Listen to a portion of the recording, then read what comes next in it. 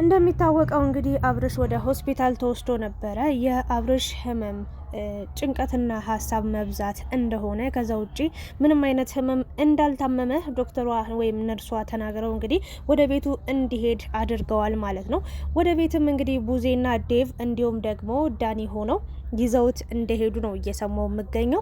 ሌላኛው ደግሞ ስለ ሄርሜላ እጅግ በጣም አስደንጋጭ ጉዶችን እየሰማን እንገኛለን። እንግዲህ የአዲስ አበባ ልጅ ሳትሆን የዝዋይ ልጅ እንደሆነች ዝዋይም ትዳር እንዳላት ልጅ እንዳላት ነው እየተነገረ የሚገኘው። አንድ በጣም በቅርብ የሚያውቃት ተለቅ ያለ ሰው ነው።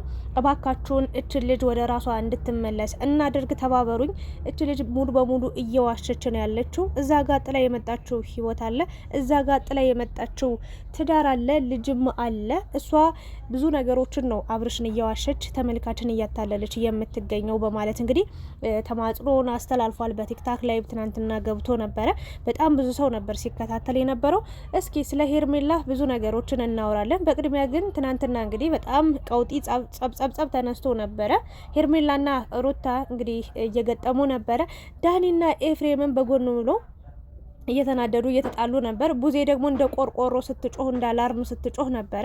በአጠቃላይ እዛ ጋ አብርሽ በጣም በከፍተኛ ጭንቀት ውስጥ ይገኛል። ይሄ ልጅ መጀመሪያ ምንድን ነው መነሻው? አሁንስ ያለበት ሁኔታ ምንድን ነው? የእውነት ታሟል ወይንስ ደግሞ ሙሉ በሙሉ ወደ ጤንነቱ ተመልሶ ነው በዚህ ልክ ሊረጋጋ የቻለው አብርሽ የሚለው ነገር እንግዲህ ብዙዎቹን እያነጋገረ ይገኛል። ይህ ልጅ የሆነ ጊዜ ላይ ካስታወሳችሁ እበድ ይለኛል፣ በጣም ሁሉ ነገር አስጠልቶኛል፣ እንደው ምኖርለት ልጄ ማስብለት ባይኖር ኑሮ አለ ምኖርለት ምክንያት ባይኖረኝ ኑሮ ራሴንም ማጥፋት ፈልጋለሁ እስከ ማለት ደርሶ ነበር። ያ ማለት ምንድን ነው?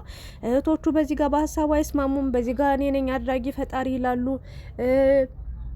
ወንድሞቹ መከራ በሉትና በዚህ ጋር ሄርሜላለች፣ በዚህ ጋር ደግሞ ሩታለች እና ሁሉም የየራሱን ነው ጥቅም ለማስማማት ለማስተካከል እንጂ የአብርሽ ምቾት አንድም ሰው አሳስቦት አስጨንቆት ኢቭን ስለ ጤናው ራሱ አይታችሁ ከሆነ በጣም አስጠሊታ በጣም ደባሪ ነገር ነበር ስናይ የነበረው። ምክንያቱም እዛ ሆስፒታል ውስጥ ነው እንኳን ታሞ ተኝቶ ራሱን ስቶ እንኳን ማረፍ አልቻለም ነበር። በዚህ ሄርሜላ በጣም ራስ ወዳድ በጣም አስመሳይ ሰው መሳይ ናት። በአጭሩ ይቅርታ አድርጉልኝና በጣም ትቀናለች ደግሞ በሩታ። እንዴ ሩታ እኮ ለአመታት አቅፎ የተኛችሁ ባሏ እኮ ነው ራስን አሳልፎ እስከ መስጠት።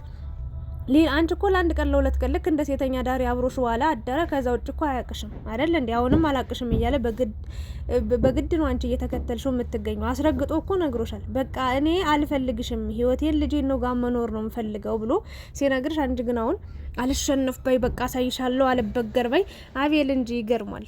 አቤል ደግሞ መንቤል ጥሩ ነው። በቃ ይዘገያል እንጂ አህያ የጅብ ናት አይነት ነገር ይዘገያል እንጂ አብርሽ ወደ ሩታ ወደ ሄርሜላ መመለሱ አይቀርም ማለት ነው። ለማንኛውም ግን መጀመሪያ ይሄ ልጅ በጣም ስሜታዊ ነበር።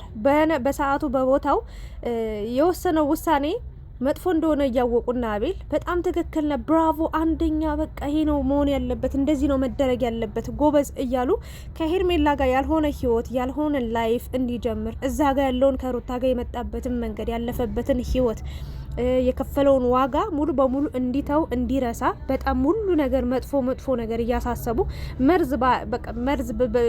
መርዝ እየሰጡ ማለት ይቻላል። የሆነ እንደዚህ ነው እንደዛ ነው እያሉ ወዳልተፈለገ ህይወት እንዲመጣ አቤልን ያምነዋል። ጓደኛው ነው፣ አብሮት እየበላ ነው፣ አብሮት እየጠጣ ነው። ብዙ ነገሮችን በቃ ይጎዳኛል ብሎ ስለማያስብ አቤል የሚለውን ይሰማ ነበር በሰዓቱ። ግን ሙሉ በሙሉ ስህተት እንደሆነ የገባው አሁን ላይ ነው አብርሽ። በቃ ጥሩ ያልሆነ ህይወት እዛም ዳቦ ነው እዚህም ዳቦ ነው ያለው። ግን ትዳሬን አጥብቄ ቢይዝ ይሻለኛል፣ ዋጋ ለከፈለችልኝ ሴት ዋጋ ብከፍል ይሻለኛል፣ ወደ ልጄ ብመለስ ይሻለኛል። ይሄ ህይወት እስከ ምንም ድረስ አያደርሰኝም። በቃ የሆነ ቦታ ላይ አድርሶኝ የሆነ ቦታ እንደሚጥለኝ እንደምጎሳቆል እንደማይሰምርልኝ ህይወት ነው ማቀው ብሎ ወደ ትዳሩ ሲመለስ የገዛ እህቱ፣ በነገራችን ላይ አብርሽ ቢሞት ተጠያቂው ቡዜና ቡዜ ብቻ ናት። በጣም ታስመስላለች። የሆነ ወንድሜ ትላለች። ግን ዋና በቃ ነገር የምታቀሳስረው የምትጮኸው በሽታ የሆነችበት ትክክለኛ በሽታው ሄርሜላ ሳትሆን ሩታ ሳትሆን ቡዜና ቡዜ ብቻ ናት። በቃ ለራሷ ብቻ ነው የምታስበው። በቃ አሁንማ ወንድም ስጋ ሆና ተገኝታ አይደለ? በቃ ግን ስጋ እንደዚህ አይሆንም፣ አይስገበገብም። ብዙ ነገር ዴቭን አላየሽም እንዴ? ሩታን እንዴት እንደመከራት ሩታን እንዴት እንደለመናት አላየሽም እንዴ? አንድን ሰው በጉልበት በምንም ተአምር ልታሳምኘው በምንም ተአምር ስለ የሆነ ወደ ራስሽ ልትወስዱ አትችም፣ ወይም ደግሞ ካለበት ጭንቀት ካለበት ህመም ልታተርፊው ልታድኘው አትችም እና አንቺ ግን በጉልበት ነበር ሁሉን ነገር ስታደርጊ የነበረው። አሁን ባለፈው መተት ነው የተሰራበት ጥንቆላ ነው ምናምን ስትሉ ነበር። አሁን ላይ ደግሞ ይሄው ሕክምና ሄደ፣ ሕክምና ተረጋገጠ። እኔ አእምሮ ላይ የሆነ ጭንቀት ካለበት ችግር ካለበት፣ ምክንያቱም በዚህ ሰዓት የሄርሜላ ጉዳይ እያሳሰበው ነው፣ የሩታ ጉዳይ፣ የልጁ ከልጁ መራቅ መለየት በራሱ እንግዲህ የምኖርለት ልጄ ነው እዚህ ምድር ላይ በቃ ተስፋ የሆነኝ ራሴን እንዳላጠፋ ህይወቴን እንዳላጣ ተስፋ የሆነኝ ነገን አብሬ በቃ ከሱ ጋር እንድኖር ሳስብ ነው በቃ ሀሳቤን ሁሉ ወደ መልካም ነገር ማመጣው ብሎ ተናገረ። ሶ የዚህ ሁሉ ጭንቀት ተደራርቦበት ነው እንጂ ልጁ ጤነኛ ነው፣ ምንም መተት የሚባል ነገር የለም ብዬ ተናግሬ ነበር። አሁን ቡዜ ሙሉ ምርመራ ማድረግ አለበት ምናምን። መተት ሲጀመር በምርመራ ይድናል እንዴ? በአንቺ ሃይማኖት የምሬን ነው። መተት ማለት ምን እንደሆነ ሳታቂ አይደለም በእርግጥ እዚህ ጋር ስታወሪ የነበረው እና ወላዋይ ናችሁ። በነገራችን ላይ አንዳንድ ሰዎች ግን በገአዱ አለም እንደው በእውነተኛው ታሪክ ራሱ አንድን ሰው ህመሙን ሳያውቁት ህመሙን ሳይረዱት እንደዚህ ነው እንደዛ ነው እያሉ ወደዛ ወደዚህ አንዱ ጥንቆላ ሲሄድ፣ አንዱ ወደ ሕክምና ሲሄድ፣ አንዱ ባህላዊ ሲሄድ አንድ ሰው ህይወቱ እንዲያልፍ ያደርጋሉ። በነገራችን ላይ እና ወላዋይ አትሆኑ። አንድ አቋም ያዙ። ፈጣሪያችሁን ከተተማመናችሁ በፈጣሪያችሁ ብቻ እግዚአብሔር ሆይ አንተ እንዳረክ አድርግ ብላችሁ ማድረግ ያለባችሁን ነገር ማድረግ እንጂ አንዱ እንደዛ ነው አንዱ እንደዚህ ነው። አብርሽ ነው በዚህ ሰዓት በጣም ነው እና በጣም አስቸጋሪ ነገር ነው እየሆነ የሚገኘው። እንግዲህ ዳኒ በጣም ብዙ ነገር እንዲነገር ብዙ ነገር እንዲወጣ ፈልጎ ነበረ። ኤፍሬምን እውነታው ይጋለጥ፣ ይሄ ልጅ ምን አይነት በሽታ ነው ያለበት፣ ምን አይነት ህመም አለበት ብዙ ሰው ማወቅ ይፈልጋል። ስለዚህ ለሁሉም ሰው ተናገሪ ባክሽ ሲላት ልጁ ምንም አይነት ህመም የለበትም ወይም ደግሞ በሽታ የለበትም። ትንሽ የእረፍት ማጣት ጭንቀት ነው ተደራርቦበት እንደዚህ የሆነው። ቤቱ ይሄድ፣ ጥሩ ምግብ ይመገብ፣ ጥሩ ነገር ያስብ፣ መልካም ነገሮችን አድርጉለት። ከዛ በኋላ ወደ ጤንነቱ ወይም ደግሞ ወደ ጥሩ አስተሳሰብ ይመለሳል በማለት ወይም ደግሞ እንደዚህ ራሱን ስቶ እስከ መውደቅ የማያደርሰው ነገር ላይ ይደርሳል በማለት ተናግራለች። ሶ አንድ እረፍት ነው ዋናው፣ የአብርሽ ደህንነት ነው። ግን ሄርሜላ በጣም ሰው መሳይ ናት፣ በጣም አስመሳይ ናት ያልኩበት ምክንያት ምን መሰላችሁ? ኢቭን እዛ ሆስፒታል ውስጥ ተኝተው ሩታ እንዴት እንደተንገበገበች አይታችኋል። ሩታ እንደምትጠላው መተት እንደምታሰራበት የሆነ ነገር እንደምታረገው እንደምትጎዳው እንደምትበድለው ነው የምታስቡት። ግን እመኑኝ እንደው ሩታ እንኳን እንደዚህ ብታስብ ኤፍሬም እንደዚህ ሊያሰብ አይችልም። ኤፍሬምና ሩታ የተስማሙት ለወንድማቸው ምቾት ተጨንቀው ነው። በቃ ለአብርሽ ምቾት፣ ለአብርሽ ጤንነት፣ ለአብርሽ ደህንነት፣ ትዳሩን እንዲመራ ወደ ትዳሩ እንዲመለስ በቃ ያለፈውን ህይወት። በነገራችን ላይ ኤፍሬም እኮ የሆነ ሰዓት ላይ በጣም ተሳስቶ ነበር፣ ወዳልተፈለገ ውሳኔ ደርሶ ከዛ በኋላ ነው ድጋሚ ቁጭ ብሎ ሲያየው እነዚህ ልጆች ያ ሁሉ ዋጋ ከፍለው ያን ሁሉ መስዋዕትነት አሳልፈው እንዴት እንዲህ በቀላሉ ወዳልተፈለገ ነገር ይሄዳሉ? ወይም ደግሞ እስከ መጨረሻው እንዴት አበቃለቀ ተብሎ ይሄ ህይወት ሊፈጸም ይችላል? አይሆንም ብሎ ነው ድጋሚ ሀሳቡን ቀይሮ እንግዲህ ከሩታ ጋር በመመሳሰል ወይም ደግሞ ከሩታ ጋር በመመካከር አብርሽን ወደ ሩታ ለመመለስ እያሰቡ የነበሩት ማለት ነው። ሩታ ያልተባለችው ነገር የለም። ለማንኛውም ግን እስኪ ቆይ ስለ ሩታ ስለ አብርሽ ምናምን ተወትል አድርገውና ስለ ሄርሜላ ነው የምነግራችሁ። ሄርሜላ እንግዲህ አዲስ አበባ ልጅ እንደሆነች በጣም ልጥጣፍታም እንደሆነች ወደ ውጭላ እንደምትሄድ በጣም የሆነ ካምፓኒ የሆነ ድርጅት እንዳላት ምናምን ተደርጎ ነበር። ለአብርሽ ሰዓት የ500,000 ነው የ300,000 ሰዓት ሲሰጠው ሲወራ የነበረው ነገር ግን እች ልጅ የመጀመሪያዋም እንደሆነ አብርሽ ጋር የተኛችው የመጀመሪያው ባጭሩ ድንግልናዋን እንደሰጠችው ነበር ስታወራ የነበረው። ነገር ግን እንደዛ የሚባል ነገር እንደሌለ ሄርሜላ ልጅ እንዳላት ትዳር እንዳላት ነው አንድ ተለቅ ያለ ሰውዬ። ቆይ ቪዲዮ ሙሉን አመጣላችኋለሁ ቲክታክ ላይ እየተወራው ላይቭ ላይ እንዴት በሰው ህይወት ውስጥ ገብታ በዚህ ልክ ትበጠብጣለች። የራሷ ህይወት አላት። ልጅቷም የዝዋይ ልጅ እንደሆነች ነው የተነገረው። በጣም ከባድ ነው ይሁን ያለው ነገር በጣም እኔ እንጃ አላቅም። በእርግጥ ሄርሜላ እመኑኝ ይሄው ምን አለሽ በሉኝ እግዚአብሔር አንድ ቀን ቀኑ ሲደርስ ሰዓቱ ሲሆን ከአብርሽ ከሩታ ህይወት ሄርሜላን ምን ጥቅ አድርጎ ይወስዳታል።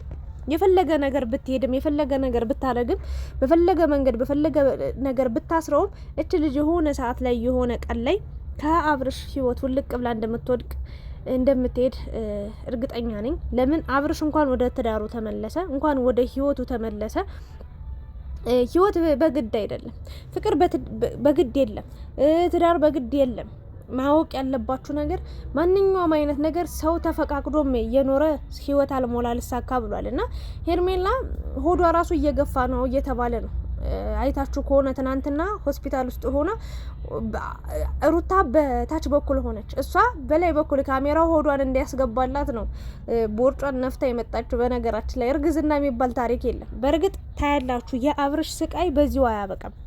እመኑኝ ሄርሜላም ደግሞ ወልጃለሁ አርግዣለሁ ምን ብያለሁ እዛ እንትን ብላ የመጣችውን እናቴ አንድ ሳምንት የጠፍታ እንደመጣች ብዙ ጉዶች ነው እየሰማን የምንገኘው። ምንም እገታም የለም ምንም የለም። አንድ ሳምንት ቆይታ እንደመጣች አይታወቅም። በኋላ ላይ ግን እንግዲህ አብርሽ ነው ይሄ የዋህ ምንም አያውቅም ተብሎ እንግዲህ አርግዣለሁ ብላ የመጣችው። ስለ እርግዝናውም እንግዲህ በጣም አስደንጋጭ ነገር ልንሰማ እንችላለን። የአብርሽ ፈተና የአብርሽ ስቃይ ማብቂያ ማለቂያ የለውም። የቡዜ ጩኸት በጣም ያስጠላል። እንደው ቡዜ ከህይወቱ ብትወጪ ነው ደስ ይለኛል። መጀመሪያ እንደው ሄርሜላ ከመውጣቷ በፊት እንደው ቡዜ በቃ ዝም ብትይው ይሄ ልጅ ጤነኛ የሚሆን ይመስለኛል። ወደ ጤንነቱ የሚመለስ ይመስለኛል። በጣም ጩኸትሽ ራሱ በጣም ነው የሚደብረው። እና ሌላኛው ደግሞ ዳኒ ነው። ዳኒ በነገራችን ላይ ዋነኛ የአብርሽ ጠላት ነው። አዝኖ እንዳይመስላችሁ እንዲህ የሚሯሯጠው የምሬ ነው። በጣም አስቀያሚ ሰው ማለት ዳኒ ነው። ማመን የለባችሁም ዳኒን ብዬ ብዙ ጊዜ ተናግሬ ነበረ። ነገር ግን አሁን ቡዜ እያሽቃበጠች ነው ያለችው። እንደ ሀሳብ ወይ እንደው ቡዜና እንደው ይቅር አይባልም ብቻ ተቻለው። ለማንኛውም ግን ሄርሜላ በጣም ብዙ ጉዶች እየተሰሙባት ይገኛሉ። በቅርቡ እንግዲህ እውነታውን የምናውቅ ይሆናል። አብርሽ የእውነት ቡዜና ዳኒ ይዘውት ሄደዋል ወይንስ ከሩታ ጋር ነው የተመለሰው ወይስ ሄርሜላ ቤቷ ይዘው ሄደች የሚለው ነገር እንግዲህ የብዙዎቹ ጥያቄ እየሆነ ነው የሚገኘው። እርግጠኛ ነኝ እመኑኝ ወደ ቡዜ ቤትም አይሄድም። ሩታ ነች ወደ ቤቷ ይዘው የምትሄደው። መሆንም ያለበት እንደዛ ነው። ምክንያቱም እዚህ ጋር በዚህ ሰዓት በዚህ ወቅት ከኤፍሬምና እኔ እንደው እግዚአብሔርን ነው የምላችሁ በዚህ ሰዓት ከኤፍሬምና ከሩታ በላይ ለሱ የሚያስብለት ለሱ የሚጨነቅለት በዚህ ሰዓት እሱን የሚንከባከብ እሱ የሚጠቅመው ሰው አለ ብዬ አላምንም፣ ቡዜንም ጨምሮ። ለማንኛውም እስኪ እውነታውን ማታ ቪዲዮ ሲለቀቅ የምናየው ይሆናል። ግን ሄርሜላ ከሰው ህይወት ብትወጪ አሁንም ነገም ከነገ ወዲያም ሁሌም ደጋግሜ እነግርሻለሁ፣ በመጨረሻ የምትጎጁ አንቺ ስለሆንሽ ይህንን ምክር እየመከርኩሽ ነው። እንደ ታናሽ እህት እንደ አንድ ሴት የሰውን ህይወት አታበላሽ፣ የራሽንም ህይወት አታበላሽ። ወጣትነትሽን በአግባቡ ተጠቀሚበት። እንዲህ በማልቀስ እንዲህ በመተከዝ እንዲህ ወደዚህ ወንድ ልመና በመሯሯጥ አታባክኝ ነው የምለው። ጨርሻለሁ። የማታውን ቪዲዮ ተመልሰን የምንገናኝ ይሆናል። ልጁ ያወራውን ወይ ደግሞ ስለ ሄርሜላ ማንነት ብሉ በብሉ ያወራውን ቲክታክ ላይ ቪዲዮ ሪከርድ አድርጊያለሁ መፖስተላችሁ ይሆናል። ሁላችሁ የምትሰሙት የምታዩት ይሆናል። ከዛ ትፈርዳላችሁ። ለማንኛውም ጨርሻለሁ። የእናንተን ሀሳብ አስተያየት አስቀምጡ። ላይክ፣ ሼር፣ ሰብስክራይብ ማድረጋችሁ እንዳትረሱ።